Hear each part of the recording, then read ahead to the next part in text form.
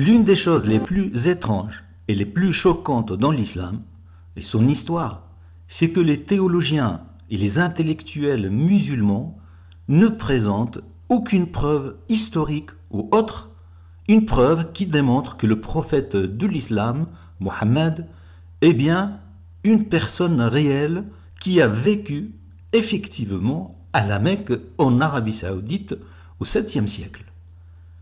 Et que c'est lui qui a fondé la religion islamique et qui a apporté le Coran, comme le prétend l'histoire officielle de l'islam. Autre exemple, il n'existe aucun musée historique ou archéologique en Arabie Saoudite ou bien dans le monde islamique entier, surtout l'Arabie Saoudite qui est berceau supposé de l'islam.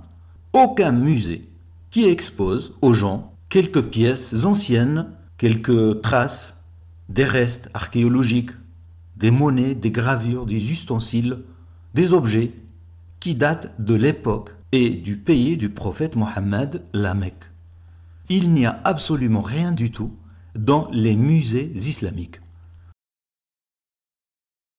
Autre chose impressionnante qui confirme cette incapacité à démontrer l'existence effective réelle du prophète, c'est qu'il n'existe aucun site internet, par exemple, aucun livre qui donne une preuve de l'existence du prophète Mohammed et de la Mecque. Rien du tout. Essayez de chercher par exemple sur YouTube, sur Facebook, sur Twitter, une chaîne islamique qui donne des preuves sur l'existence réelle de Mohammed. Vous n'en trouverez aucun site, aucun bouquin, aucune revue, aucune émission qui prouve l'existence réelle du prophète Mohammed. C'est le vide complet. En vérité, l'incapacité des autorités islamiques à démontrer que le prophète de l'islam, Mohammed, est un personnage réel, cette incapacité est quelque chose de normal. C'est naturel, car le prophète Mohammed n'a jamais existé. Tout simplement, le prophète Mohammed est un fantôme islamique qui existe uniquement dans les livres religieux de l'islam. Et dans cette vidéo, nous allons confirmer ce fait historique, c'est-à-dire que le prophète Mohammed n'a jamais existé.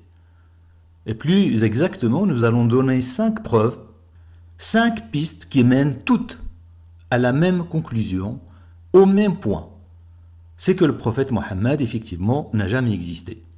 C'est un personnage fictif, comme les héros des romans et du cinéma, Ali Baba, Tarzan, et comme tous les prophètes du judaïsme, Abraham, Moïse, Joseph, etc., etc., etc. Alors, la preuve numéro 1, c'est la Mecque, ou plutôt l'absence de la Mecque, pré-islamique, berceau supposé du prophète Mohammed, du Coran et de l'islam. En effet, l'une des plus belles et des plus extraordinaires preuves de l'inexistence du prophète Mohammed et de son absence, c'est l'absence de la Mecque elle-même, la Mecque pré-islamique, le village du désert arabique où le prophète Mohammed était censé naître vers l'an 570 de notre ère.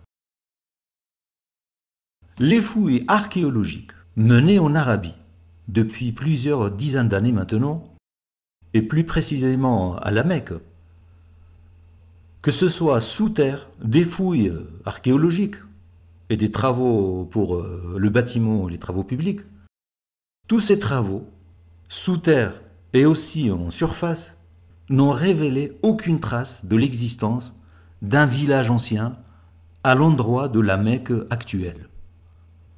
Les archéologues, que ce soit les archéologues saoudiens ou les archéologues occidentaux, n'ont trouvé aucun monument ancien à la Mecque, ni sur terre, ni en dessous. Rien du tout. C'est comme si le village natal du prophète Mohammed, la Mecque, est sorti subitement du néant à l'époque abbasside, vers le 8e siècle, là où les Abbassides, les théologiens, ont commencé à parler de la Mecque. Et cette absence archéologique assourdissante des vestiges de la Mecque pré-islamique contraste fortement avec les centaines de restes et de vestiges archéologiques trouvés dans les villes d'Arabie Saoudite actuellement qui entourent la Mecque. Par exemple, on a 3 villes d'Arabie désertes qui entourent la Mecque. On a la ville de Taïf, à 65 km à l'est de la Mecque. On a la ville de Najran, au sud de la Mecque, à peu près 900 km. On a la ville de Petra, au nord de l'Arabie Saoudite, au sud de la Jordanie, située à peu près 1000 km de la Mecque. Ces 3 villes qui entourent la Mecque, Taïf, Najran et Petra, possèdent toutes les 3, ce sont des villes du désert comme la Mecque, ces 3 villes possèdent de très nombreux vestiges archéologiques. On a les gravures, on a les restes des habitants, comme les ustensiles, les squelettes. On a des temples. Les temples de Petra, par exemple, sont très connus mondialement. On a les cimetières, les nécropoles. Et ce sont des restes archéologiques qui remontent à plusieurs centaines d'années avant la naissance supposée de l'islam à la Mecque au 7e siècle. Des restes très anciens. Et les restes archéologiques de ces 3 villes du désert, Petra, Najran et Taïf, tous ces restes témoignent de l'existence d'une population qui vivait effectivement sur ces terres arides. Tandis que la Mecque ne possède absolument rien du tout.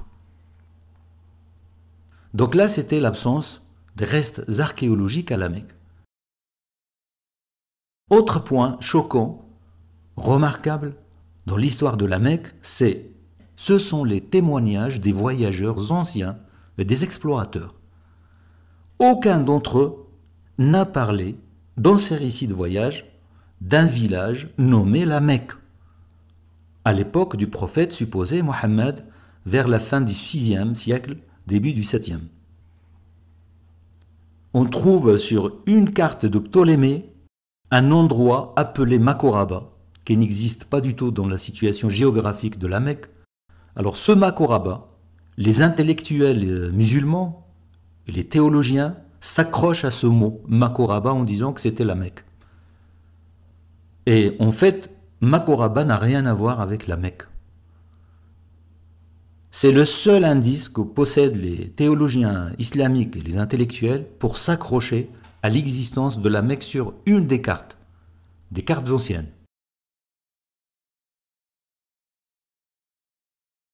Et pourtant, de nombreux voyageurs anciens ont décrit d'autres villes proches de la Mecque, comme le village de Médine, appelé Yathrib, plus exactement. C'est un oasis. En arabe, ils disent Al-Madina al-Munawwara, la ville lumineuse, littéralement. Donc, on n'a pas de témoignage des anciens voyageurs, des géographes sur la Mecque, ni sur les cartes, ni dans les descriptions des voyages.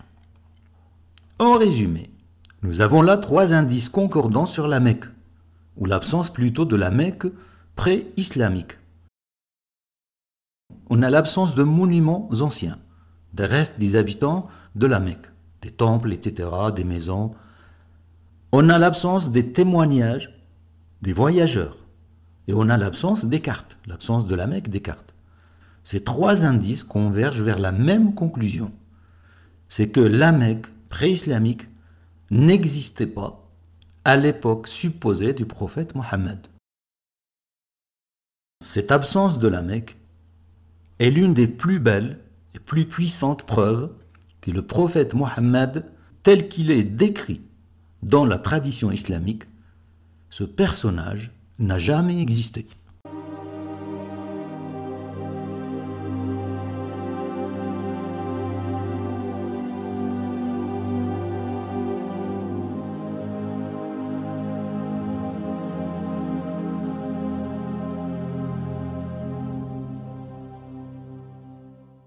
Alors on arrive à la piste numéro 2, l'argument qui démontre que le prophète Mohammed n'a jamais existé. C'est l'absence de toute trace archéologique qui prouve l'existence d'un personnage nommé Mohammed en Arabie, dans la région de la Mecque et de Médine, vers le 7e siècle. époque supposée de la vie du prophète Mohammed. Cette absence de l'archéologie de Mohammed rejoint le premier argument détaillé, c'est-à-dire l'absence archéologique de la Mecque. Les historiens n'ont trouvé aucun témoignage de l'époque de Mohammed, ni témoignage chrétien, ni juif, ni musulman, ni arabe, ni perse, ni rien du tout. Témoignage à propos de Mohammed. Ils n'ont trouvé non plus nulle part la mention du prophète Mohammed parmi les milliers de gravures épigraphiques taillées, gravées sur les pierres qui ont été découvertes, ces épigraphies, en Arabie, en Jordanie, en Syrie, en Palestine, en Israël, etc. Et pourtant, les archéologues ont trouvé des dizaines d'inscriptions épigraphiques sur des pierres, dans des cimetières, des textes courts, des petites phrases qui comportent la déclaration de foi monothéiste. Cette déclaration dit « Je témoigne que Dieu est unique et qu'il n'a point d'associé. Ashhadu an la ilaha wahdah, la sharika lah » en arabe. C'est ce qu'on appelle la shahada. Eh bien, la shahada islamique n'existe pas, c'est-à-dire la shahada avec le mot Mohammed dedans. La shahada islamique dit « Je témoigne que Dieu est unique et que le prophète Mohammed est son envoyé. Ashhadu an la ilaha illallah wa anna Muhammad Rasulullah. » En ce qui concerne les monnaies sont très importantes pour étudier, retracer, recomposer l'histoire ancienne. Les monnaies et Mohammed. La première monnaie sur laquelle figure le mot Mohammed est une monnaie qui est apparue très très loin de l'Arabie. Elle est apparue au nord de l'Iran en Asie centrale. Cette monnaie a été frappée par un émir ou un gouverneur arabe chrétien d'Asie centrale, vers l'an 75 de l'Hégire, 698 de notre ère. Donc la première monnaie où figure le mot Mohammed. Cette première monnaie n'est pas apparue ni à la Mecque, ni en Arabie, ni en Syrie. En plus, elle est apparue quasiment 70 ans après la mort du prophète Mohammed supposé. Donc toutes ces absences archéologiques, épigraphiques, absences sur les monnaies de la mention du prophète Mohammed, convergent vers la même conclusion, c'est que le personnage de Mohammed est un personnage fictif, tout simplement.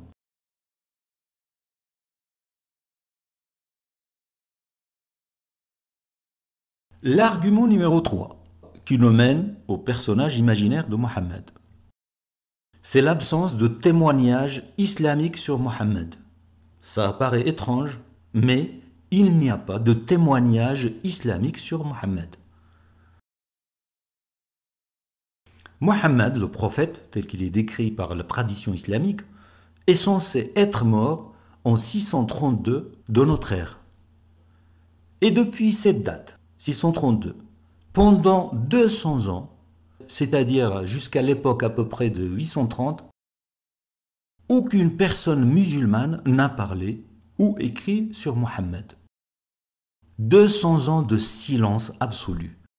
On ne trouve nulle part dans la tradition islamique officielle, dans les manuscrits islamiques, dans les livres, dans les gravures, quelque part dans un musée, dans une bibliothèque de dizaines de pays islamiques, on ne trouve aucun témoignage de quelqu'un qui a écrit sur Mohammed avant l'époque des Abbassides. Les Abbassides qui ont régné à partir du 8e siècle et qui ont créé la religion islamique telle qu'on la connaît aujourd'hui. Et notamment, ils ont créé le personnage du prophète Mohammed. Ça, c'est un autre sujet. Et donc, durant 200 ans, aucun musulman n'a écrit nulle part l'expression Mohammed est le prophète de Allah, Muhammad Rasulullah par exemple, ni sur les murs des mosquées, ni sur les pierres tombales des cimetières, ni sur une feuille de papier manuscrit ou un papyrus, comme on trouve à cette époque au Proche-Orient. des centaines de papyrus écrits en araméen, syriaque-araméen, écrits en hébreu, en grec, etc., etc. C'est comme si dans tout le Proche-Orient qui était censé être converti à l'islam de Mohammed, il n'y avait personne qui savait écrire le nom de Mohammed. Alors qu'à cette époque, le 7e siècle, les juifs et les chrétiens avaient des milliers de documents écrits et il y avait déjà des versions manuscrites de la Bible, des versions, l'Ancien Testament et les évangiles, par centaines. Et en islam, il n'y a rien sur Mohammed. 200 ans de silence absolu, un silence assourdissant, comme si Mohammed, sa vie, ses compagnons, sa tribu et les milliers de soldats qui l'ont accompagné, comme s'ils étaient des fantômes du désert. 200 ans de silence et subitement est apparu un homme prodigieux en Irak à plus de 1000 km de la Mecque, qui a commencé à parler du prophète Mohammed. C'est le premier narrateur de la vie de Mohammed, qui s'appelle Abdul Malik ibn Hisham, connu sous le nom de Ibn Hisham, premier biographe de Mohammed. Et ce Ibn Hisham a fabriqué lui-même un fantôme, un homme fictif, sur lequel il a prétendu copier les informations sur Mohammed. Ce fantôme de Ibn Hisham s'appelle Ibn Ishaq.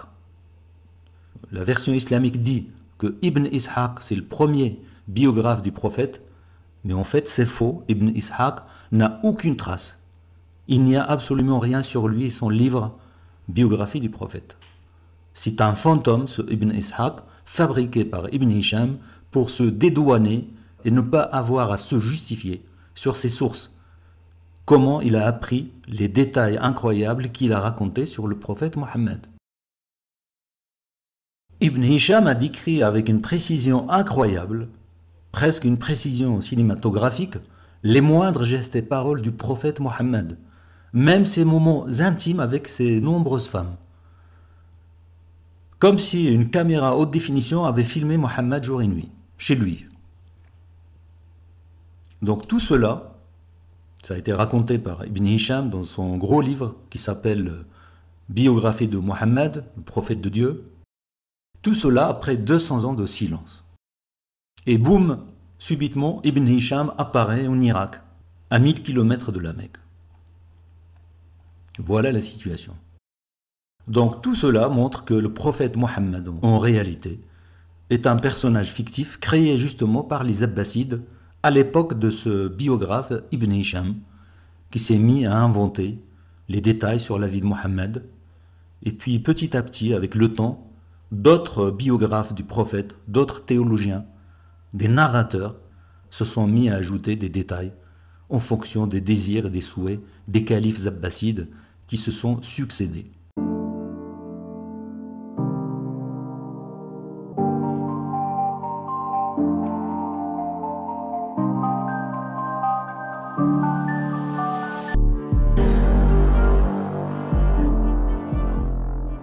Alors, on arrive à la piste numéro 4, la preuve 4, que le prophète Mohammed n'a jamais existé, c'est la collecte du Coran par le prophète Mohammed, ou plutôt la non-collecte du Coran.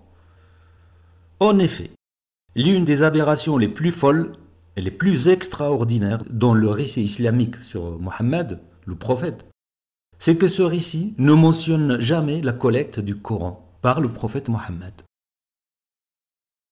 Si le prophète avait effectivement existé, et s'il avait reçu la révélation divine qui est le Coran, et s'il avait effectivement, comme dit la tradition islamique, s'il avait dicté à ses compagnons le texte de ce Coran, le minimum que Mohammed aurait dû faire, logiquement, c'est de collecter ce texte du Coran sous forme de codex, c'est-à-dire sous forme de livre. C'est ce qu'on appelle en arabe « mushaf », un codex, un livre, compilation des textes du Coran. Donc il aurait collecté le Coran sous forme de codex, de livre. Eh ben non, étrangement, le prophète Mohammed est mort en n'ayant jamais fait aucune collecte du Coran. Pendant 20 ans, le prophète Mohammed a reçu la révélation divine sous forme de Coran, de texte coranique. Et pendant 20 ans, il n'a pas rassemblé le Coran. Rien du tout. Sur 114 sourates qu'il est censé avoir reçues de Allah, il n'a absolument rien fait pour collecter le Coran.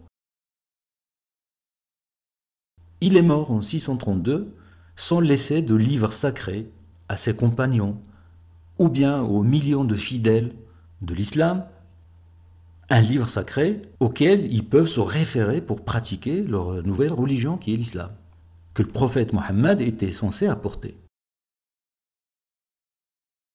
Et ça, c'est le récit islamique qui le dit, bien sûr, c'est la version islamique. Donc les premiers musulmans ne possédaient aucun livre appelé le Coran, aucun codex du Coran, aucun mushaf.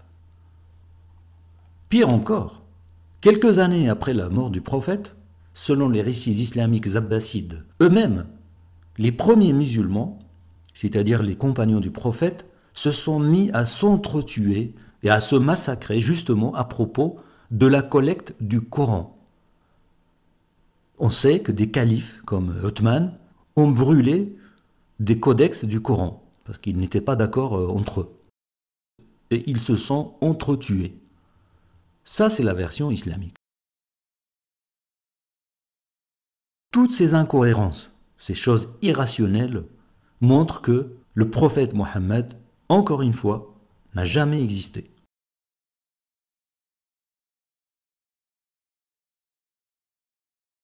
Alors, dernier argument, il y en a d'autres, mais on va se contenter de 5. Cinquième, que Mohammed est imaginaire, c'est l'absence de l'explication du Coran par le prophète Mohammed. En effet, on a encore une autre aberration à propos de la vie de Mohammed, telle qu'elle est décrite par les théologiens musulmans.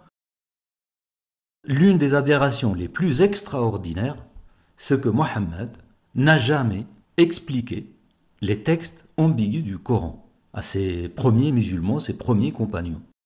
Il n'a jamais expliqué les mots, les expressions difficiles, incompréhensibles, vagues que l'on rencontre dans le Coran par milliers.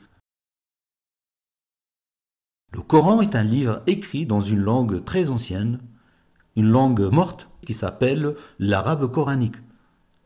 L'arabe coranique est un sabir, un mélange de langues d'arabe ancien, d'araméen syriaque et d'hébreu. Et presque chaque page du Coran comporte des mots, des phrases, des expressions incompréhensibles, même par les Arabes eux-mêmes, les arabophones. Les histoires et les récits racontés par le Coran sont incompréhensibles. Ça, c'est un autre point. Car ce sont juste des extraits des récits de la Bible hébraïque et des évangiles. Les extraits du Coran, en ce qui concerne les histoires bibliques, des prophètes et autres choses, sont sans queue ni tête, entre parenthèses. C'est-à-dire, ils n'ont ni introduction, ni développement suffisant, ni conclusion. Et quasiment toutes les histoires bibliques rapportées par le Coran sont incompréhensibles pour des gens qui ne les connaissent pas par avance. Et même les théologiens musulmans abbassides eux-mêmes avouent qu'ils ne comprennent pas une grande partie du texte coranique. Et c'est pour cela que l'on trouve dans la littérature islamique et religieuse les livres appelés Tafsir al-Qur'an, exégèse du Coran. Les livres d'exégèse du Coran, il en existe par dizaines, si ce n'est pas des centaines, dans la religion islamique. Ces livres sont des tentatives d'explication du Coran, qui est ambigu, incompréhensible pour une grande partie de ses mots, de ses expressions. C'est-à-dire que Dieu, Allah, joue avec les gens. Il leur envoie un message codé qui a besoin d'explications d'autres êtres humains. C'est ça le message coranique. Le Dieu qui joue avec les humains. Et pourtant, malgré toutes ces difficultés du Coran, on ne trouve nulle part dans la biographie islamique officielle du prophète que celui-ci, un jour, a organisé une séance d'explication du Coran pour ses compagnons. Rien du tout. On se demande d'ailleurs ce que faisait le prophète de ces longues journées chez lui pendant 20 ans de révélation divine. Et finalement, comme avec la collecte du Coran, qu'il n'a pas faite, Le prophète Mohammed est mort en laissant ses compagnons désemparés face à un texte coranique incompréhensible pour une grande partie. Évidemment, très vite après la mort du prophète, selon le récit islamique toujours lui-même, la guerre civile et les massacres entre les compagnons des prophètes ont éclaté, justement à cause de l'ambiguïté du Coran. Chaque faction comprenait le texte du Coran selon ses propres intérêts politiques. C'est ça qu'on lit dans l'histoire officielle de l'islam. Et ces guerres fratricides, meurtrières, causées par l'ambiguïté et l'opacité du message coranique, cette guerre a duré des siècles et des siècles, jusqu'à aujourd'hui. Et donc là, cette aberration, la non-explication du Coran par le prophète, est une donnée supplémentaire, une autre piste qui montre que, logiquement, le prophète Mohammed n'a jamais existé. S'il avait existé, logiquement, il aurait dû expliquer le Coran à ses compagnons.